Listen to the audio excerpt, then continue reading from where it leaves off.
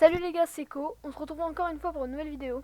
Et en fait, en ce moment, j'ai un gros problème avec mon logiciel de montage. Et donc, du coup, je ne pourrai pas vous faire de vidéo ni présentation d'animé, ni présentation de webtoon. Donc, je compte pour les 2 prochaines semaines vous faire des vidéos thread d'horreur et histoire d'horreur. Donc, j'espère quand même que ça vous fera plaisir. Et sinon, on est parti pour la première histoire. On va voir ce que ça peut bien être. C'est parti. Ma maison est maudite. Ouais, enfin, ça pue le fake. Je m'appelle Normal, Gabi, ça.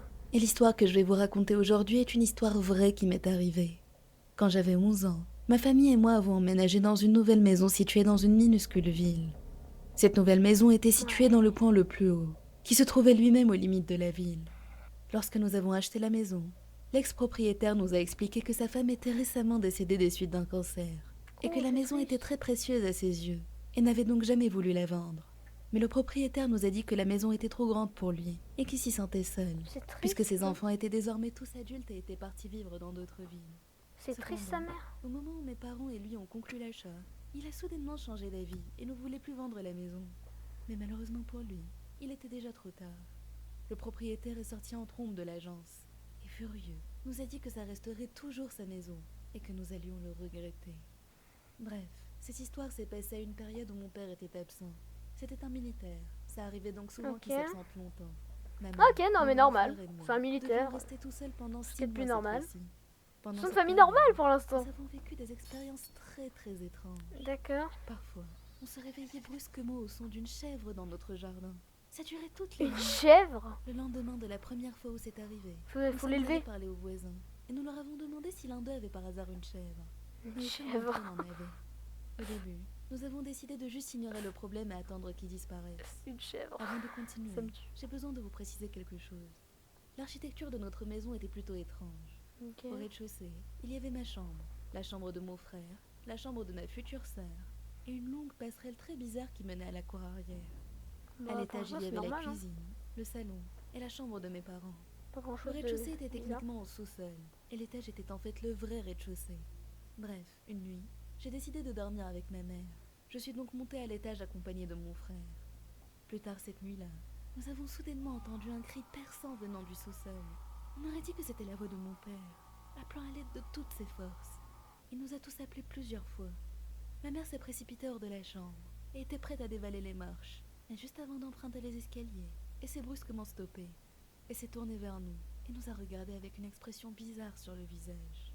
Mais votre père est toujours en Colombie? Comment aurait-il pu... Et la chose suivante que j'ai vue, c'était ma mère tombant brutalement dans les escaliers. Ce moment était tellement horrible. On aurait dit que quelqu'un ou quelque chose l'avait poussée très fort sans qu'elle puisse résister. Mon frère a appelé les secours et j'ai descendu les escaliers en courant pour aller voir ma mère et vérifier comment elle allait. Nous avons eu beaucoup de mal à la redresser et lui faire remonter les escaliers. Ah Nous oui, avons un finalement réussi esprit, à il l'a l'emmener dans sa poussé. chambre. Lorsque la police et l'ambulance sont arrivés, ils ont emmené ma mère à l'hôpital. 2 agents de police sont restés avec nous cette nuit-là. J'ai passé la nuit entière à pleurer sans pouvoir me calmer. Avec mon frère, nous étions terrifiés. À cause de sa chute, ma mère a été blessée. Et malheureusement, nous avons perdu notre nouveau membre de la famille.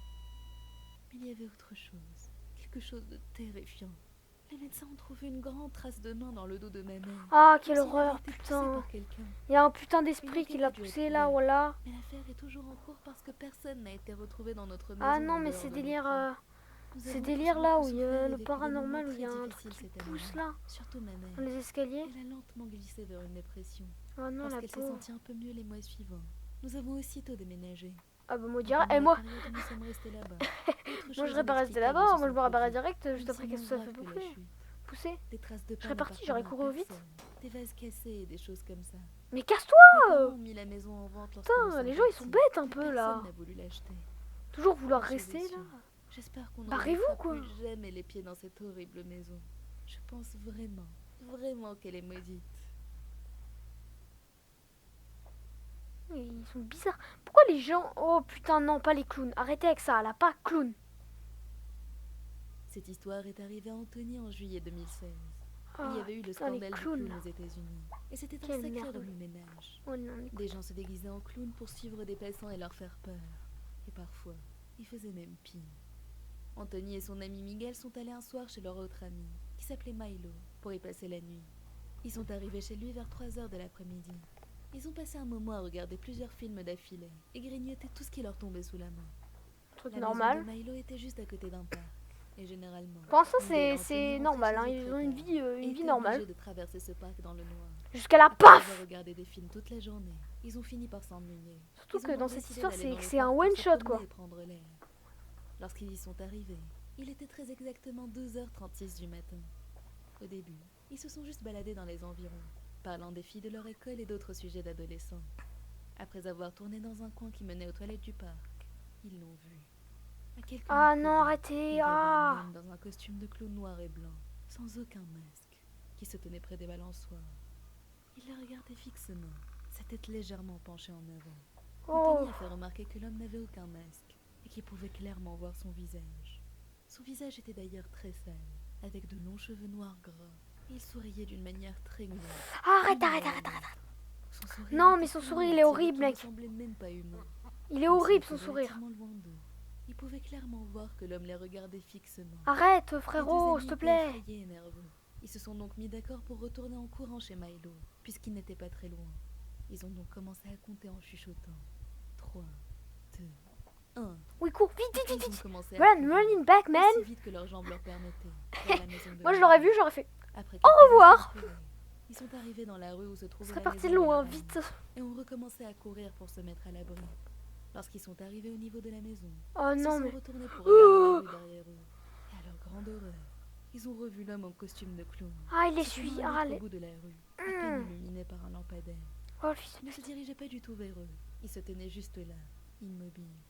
Mais c'était évident qu'il avait suivi les deux garçons.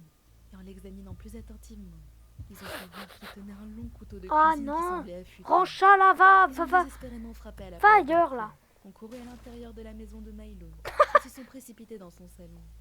Milo leur a demandé ce qui se passait. Ils lui ont donc raconté tout ce qui venait de leur arriver. Sa maison était équipée d'un interphone avec une caméra. Ils se sont tous tenus devant en silence, observant le petit écran. Soudainement, ils ont vu l'homme avancer dans la rue, regardant à droite et à gauche, et examinant toutes les maisons du regard, probablement pour vérifier si les deux garçons étaient cachés. Le clown a lentement continué à avancer, jusqu'à arriver pile devant la maison de Milo. Ils étaient tous terrifiés et choqués, mais ils ont essayé de ne pas crier. Et soudainement, le clown a collé son visage contre la lentille de la caméra au niveau de la porte. C'était le moment le plus effrayant qu'ils aient jamais vécu de leur vie. Il Oh. a fait demi-tour après un moment et s'est éloigné. Ah, quelle horreur. Et les garçons ne l'ont plus Quelle jamais horreur. rencontré. Ils n'ont parlé de cette histoire à personne. Ah ouais, d'accord. Anthony continue de se demander ce qui serait arrivé s'il n'avait pas eu le réflexe de s'enfuir. Bien sûr qu'il a bien fait de s'enfuir, ouais. Bon là, mec, tu vois ça, tu te casses, hein. J'ai vécu un cauchemar après une séance de Ouija. Cette histoire a été réellement vécue par Charlie. Ouais. Ça, c'est douteux, hein. Charlie vivait dans un dortoir. S'il avait su ce qui Parce que allait moi, lui le paranormal, arriver, ça fait deux, quoi. jamais il ne se serait installé là.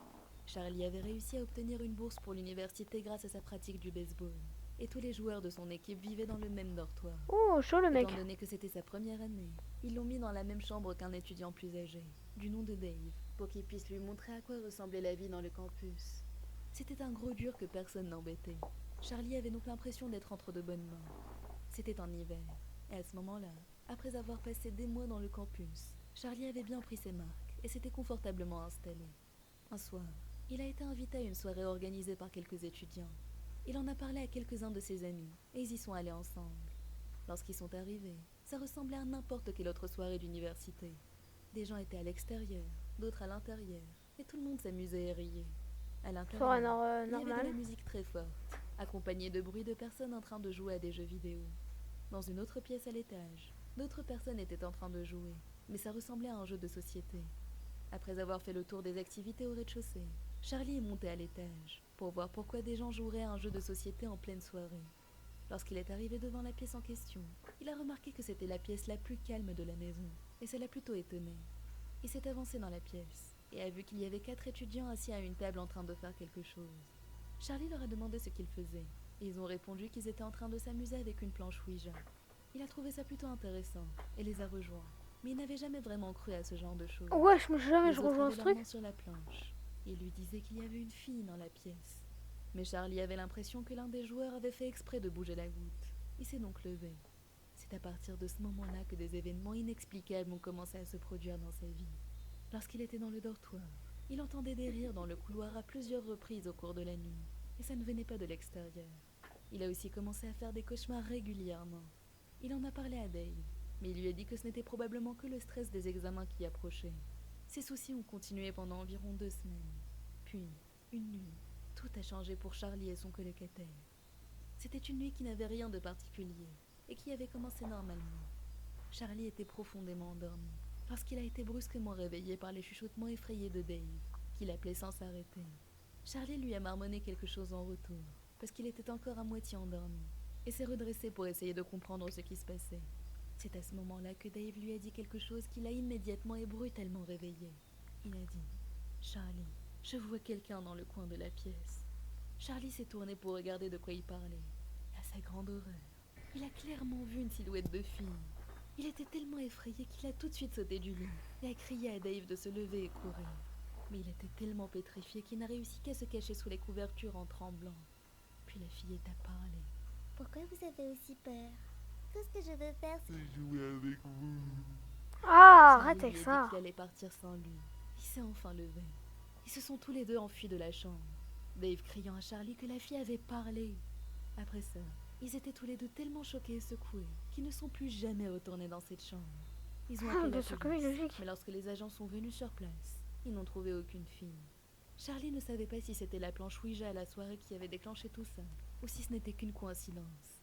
Mais il était sûr qu'il n'oubliera jamais ce qu'il a vu. Et à ce jour, il continue d'entendre des bruits bizarres durant la nuit. Ah, ok, donc on peut voir un peu quel genre d'histoire c'est la dernière. C'est une histoire... Ah, ça fait peur, en vrai j'aime pas. Ah, non, en vrai là j'y crois un peu plus, mais c'est flippant. Ouais, c'est spécial, ça fait peur. Moi d'accord, donc moi je vais pas très bien dormir ce soir je pense. Hein. Je pense que je vais me mettre en boule et je vais me mettre dans mon lit là. Et bon donc les gars, j'espère que vous avez bien aimé cette vidéo.